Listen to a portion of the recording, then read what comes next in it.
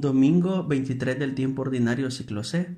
La palabra de Dios está tomada del libro de la sabiduría 9 del 13 al 18, del Salmo 89, de la carta a Filemón capítulo 9 del 10 al 17 y de San Lucas 14, 25 al 33.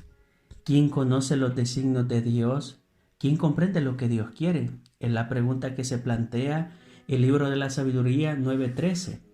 Y en el versículo 17 del mismo capítulo agrega: ¿quién conocerá tus designios si tú no le das la sabiduría y le envías tu Santo Espíritu desde lo alto?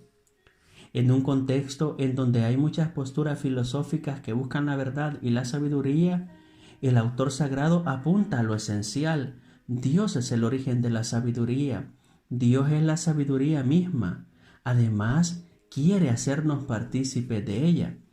Es importante tener presente que el autor del libro de la sabiduría, al decir que Dios da su sabiduría al enviar el Espíritu Santo, se adelanta o viene a ser una promesa cercana a la solemnidad de Pentecostés.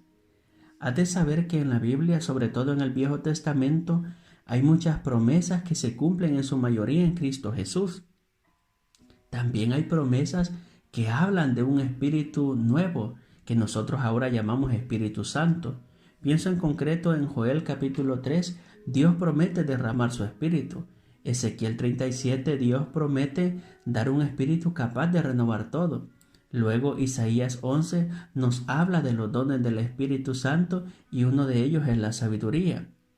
Y para responder a la pregunta que el libro de la sabiduría, capítulo 9, versículo 17, ha hecho a Dios, Dios tiene que pronunciar una palabra. Cristo es la palabra de Dios. Cristo es la palabra que el Padre pronuncia. Cristo es la palabra definitiva. Con razón decía la Madre Teresa de Calcuta, tenemos un Dios mudo que ya nos lo ha dicho todo en Cristo Jesús. Podemos decir que Cristo, su vida, sus palabras, cada una de sus acciones son la respuesta a esta interrogante. En el Evangelio de Lucas 14, del 25 al 33, Jesús, que es la sabiduría en persona, nos enseña cuál es el designio de Dios, cuál es el plan de Dios, es decir, la salvación. Y para que ésta sea una realidad, Dios mismo nos traza el camino. Cristo es el camino. Dice Jesús: quien no lleve su cruz detrás de mí no puede ser mi discípulo. Quien no renuncia a todos sus bienes no puede ser mi discípulo. El camino de la sabiduría, del plan de Dios, del designio de Dios, la salvación, implica elegir, tomar una elección. Al leer el Evangelio, cualquiera diría: es mucho a lo que tengo que renunciar. Prefiero yo, en lugar de hablar de renuncia, hablar de elección, de elegir. Y si esa elección o acto de elegir tiene una medida, la medida no es por lo que se deja, sino por lo que se elige de manera preferente. Nosotros hemos elegido servir a Cristo. Él es la medida de nuestra elección. Y ese acto de elegir implica buscar lo central, a Cristo, sabiduría de Dios. Para ser discípulo de Cristo y adentrarse en el camino de la auténtica sabiduría, el ser humano, el cristiano, tiene que quitar todo apego, todo aquello que lo ata o esclaviza. Por tanto, la exigencia de Jesús es a poner en primer lugar a Dios, al reino de Dios. Y en este camino de discipulado, Cristo es el maestro. Los demás somos testigos, somos misioneros, somos ovejas del gran pastor Cristo Jesús. Esta es la experiencia que nos plantea la segunda lectura.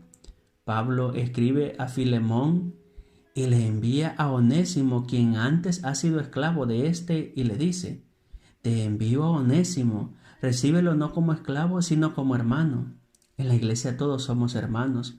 Somos parte importante del proyecto del reino de Dios. Nadie es más que nadie. El bautismo nos sitúa a todos los cristianos en lo que se llama igualdad radical. Tanto vale ante los ojos de Dios un obispo que uno que se acaba de bautizar. Eso se llama igualdad radical.